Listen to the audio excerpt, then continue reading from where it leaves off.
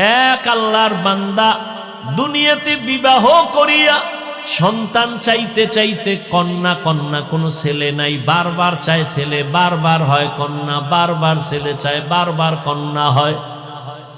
হইতে হইতে হইতে হইতে 6টা কন্যা। কয়টা? 6টা। মেজাজ গরম হয়ে গেছে, এইবার শেষ।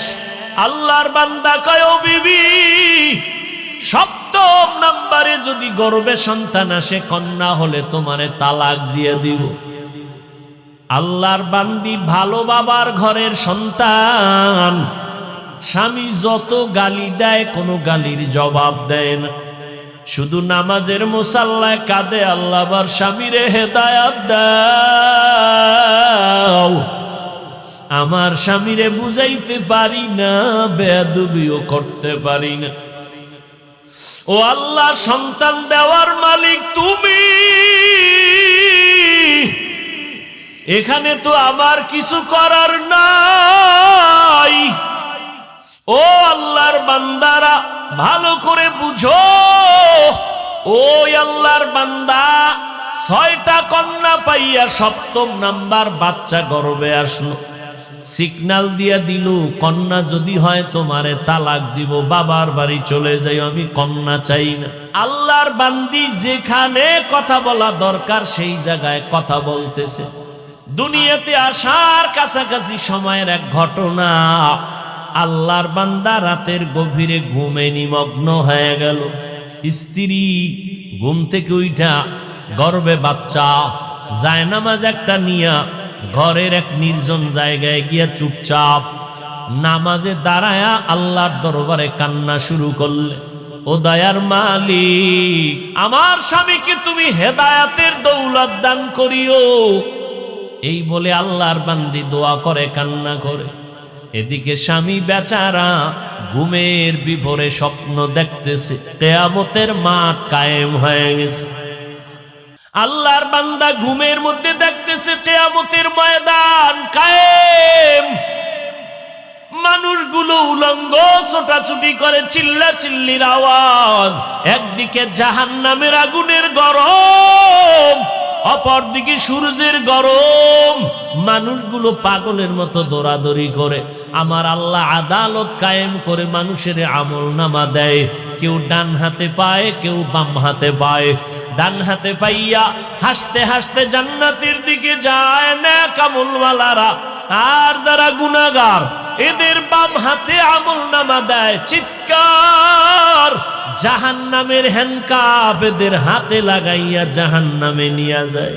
এই বান্দা লাইনে দাঁড়ানো, দেখতেছে সিরিয়ালে তার নামটাও চলে আসতেছে। কাছাকাছি আসার পর আমার মাওলার কুদরতের আওয়াজ, আল্লাহ বলে, রে ফেরেশতা, এই নাফরমানের হাতে জাহান্নামের শিকল লাগাও, শিকল লাগাইয়া জাহান্নামের দিকে নিয়ে যাও। এই বান্দা দুনিয়াতে কোনো আমল করে নাই, জাহান্নামে নিয়ে যাও। আল্লাহর বান্দা ঘুমের মধ্যে স্বপ্ন দেখতেছেন, যখন তারে ধইরা জাহান্নামের দিকে নিতেছে, আল্লাহর বান্দা হাউ মাউ করে কান্না করে। জাহান্নামের গরম বড় কঠিন, জাহান্নামের গরম হাওয়াটা বহু দূর থেকে শরীরে লাগা মাত্র চামড়াগুলো খসে খসে পড়ে যাবে। ওই জাহান্নামী ঘুমে দেখতেছেন জাহান্নামের 7টা দরওয়াজা। প্রথম দরওয়াজায় নিয়ে যখন ঢুকাবে, হঠাৎ ওই বান্দা দেখতেছেন ফেরেশতারা জাহান্নামের প্রথম দরওয়াজা দিয়ে ঢুকাইতে চায়। দেখে একটা মেয়ে দরজার সামনে দাঁড়ানো। মেয়েটা হাত দিয়ে কয়, খবরদার, আমার বাবারে কই ঢুকাও, আমার বাবারে জাহান্নামে দিও না। ও ফেরেশতা, যদি আমার বাবারে জাহান্নামে দাও, আমাকে আগে জাহান্নামে দাও। আমার বাবা এত কষ্ট করেছেন, আমাকে লালন পালন করতে গিয়া কত কষ্ট বাবায় করেছেন, আমার বাবারে আমার জাহান্নামে আমি ঢুকতে দিব না। ফেরেশতারা নিরুপায় হইয়া এই হাতে ধইরা তারে দ্বিতীয় জাহান্নামের দরজায় নিয়ে গেল। ওখানে নিয়ে যখন হাজির আমার মাওলার কুদরত, ওখানে নেওয়ার পরে দেখি দ্বিতীয় কন্যাটা হাজির।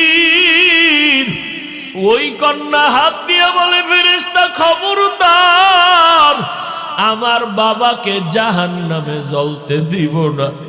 আমার বাবার এত কষ্ট, আমার বাবার এত ত্যাগ, আমার বাবা ঋণ আদায় করতে পারবো না। ও যুবকেরা, তোমার বাবার হক কি আদায় করেছো? ওই মা বাবারে কেমনে ভুলিয়া কোথায় যাও? মা বাবার হক আদায় না করিয়া কবরের দরওয়াজায় যাইও না রে বাবা, এখনো সময় আছে, তওবা করিয়া নাও। আল্লাহর বান্দা বলে, আমি স্বপ্নে দেখতেছি দ্বিতীয় দরজায় আমার কন্যা আমাকে ফিরাইয়া দিল। জাহান্নামের ফেরেশতারা ধরি আমাকে তৃতীয় দরজায় নিয়ে গেল। ওখানে যাওয়ার পরে দেখি আমার তৃতীয় কন্যা হাজির। আমার কন্যা আমাকে বারবার বলে, খবরদার, আমার বাবাকে জাহান্নামের ভেতরে ঢুকতে দিব না। আমার বাবা কত দিন নাই, রাত নাই, খানা নাই, ঘুম নাই, কত কষ্ট করে আমাদের লালন পালন করেছে। ওই বাবা জাহান্নামের আগুনে জ্বলবে, আমি মেয়ে হইয়া তার সহ্য করতে পারবো না রে ফেরেশতা। চতুর্থ দরজায় নিল, দেখা সেখানেও চতুর্থ কন্যা দাঁড়ানো। পঞ্চম দরওয়াজায় নিল, পঞ্চম দরওয়াজায় পঞ্চম কন্যা দাঁড়ানো। ষষ্ঠ দরওয়াজায় যখন নিল, ষষ্ঠ কন্যা দাঁড়ানো। এইবার আল্লাহর বান্দা ভয় কান্না করে বেহুশ। সপ্তম দরওয়াজায় যদি নিয়ে যায় আমার উপায় কি হবে? কারণ আমার তো আর একটা কন্যা নাই। আমার যদি 7টা কন্যা হতো, 7টা জাহান্নামের দরজা থেকে বেঁচে যাইতাম। ষষ্ঠ দরজায় দাঁড়ায়া কাঁদতেছেন, ওদিকে ষষ্ঠ কন্যাটা বাবার জন্য ঢাল হয়ে দাঁড়ায় গেল। সপ্তম দরওয়াজায় যখন নিবে, আল্লাহর বান্দা হঠাৎ সজাগ হয়ে গেছে। সজাগ হইয়া দেখে তার শরীরটা কাঁপতেছে, চোখে পানি, কান্নার আওয়াজ।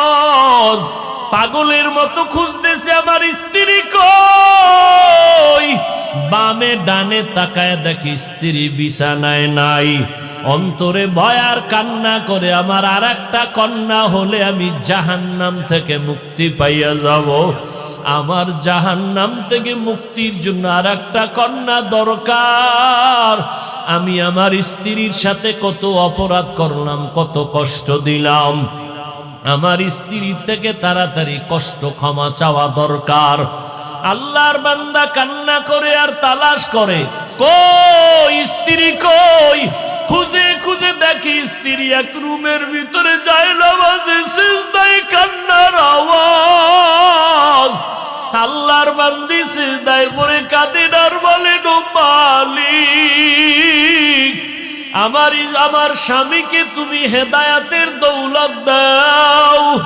আমার স্বামী আমাকে অর্ডার দিছে, কন্যা যদি হয়, সপ্তম কন্যা হলে আমাকে তালাক দেওয়ার সিদ্ধান্ত নিয়েছে।